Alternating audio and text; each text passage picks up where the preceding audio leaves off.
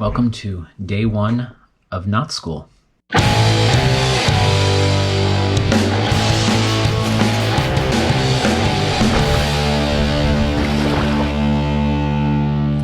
Since I am stuck home, like most of you, and can't go backpacking or kayaking or really much of anything, I have been doing some mountain biking, but I thought I would do some things here on the tabletop, and I thought a good thing to work on would be knots. I see students struggle with knots pretty frequently, and it doesn't have to be hard. I am the first person to say that I am not an OT, not KNOT.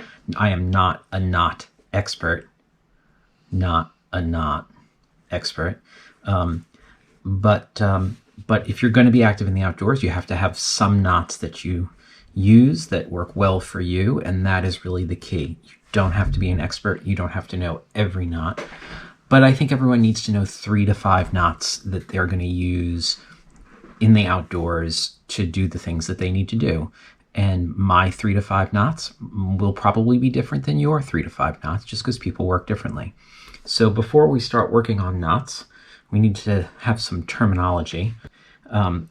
This piece, the end of the rope, is generally called the working end, or the sharp end, or the bitter end. Sharp end comes from climbing, bitter end comes from sailing. I'm not sure where working end. I generally call it the working end. The rest of the rope that you're working with, or cord that you're working with, is the standing end. And this curved section is called a bight. So this is a bight of rope, the working end, the standing end. And it doesn't matter what kind of rope you're doing this with. This is still the standing end, a bight of rope, right? So a bight of rope would be like that. That's the bight. And the working end.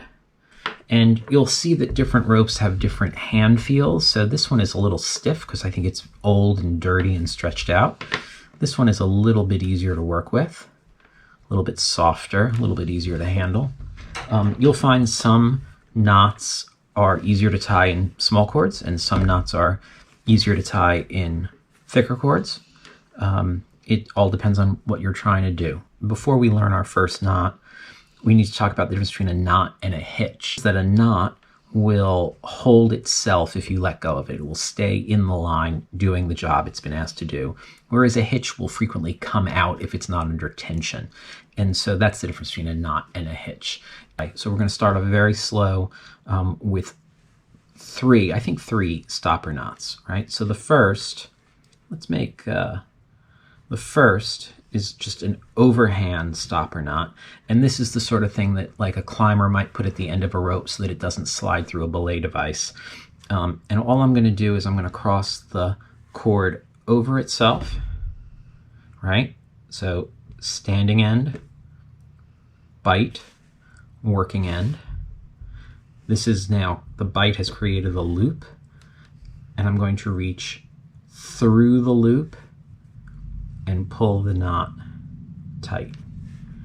And that is a stopper knot. That last little move that I did at the end is called dressing the knot. So sometimes after you tie a knot, you'll have to dress it to make it pretty. So let's do that one more time. Again, this is an overhand knot to be used as a stopper. So standing end, working end, bight. We're going to cross the working end over the standing end so that we have a loop. And then I'm going to reach through the loop and grab the working end. And there really is our knot. And then I'm just going to dress it down. And so then if you had just a small piece of metal or whatever, it could slide, but it wouldn't slide through. This is the double overhand stopper knot. And so I'm going to start with a bight of cord, cross it over, and then the working end is going to wrap twice around the standing end. So under, through, under, through, pull it tight. give it a little dress. That is the double overhand stopper knot. This is what happens when you leave a knot in a line for a long time. Cross it over, then it's going to wrap twice. 1, 2, pull it tight. Double overhand stopper knot. Really nice knot. Cross it over. 1, 2, dress it, done. So that's 2 stopper knots. Now the third is my favorite, is the figure 8. Okay, so standing end, working end, cross it over,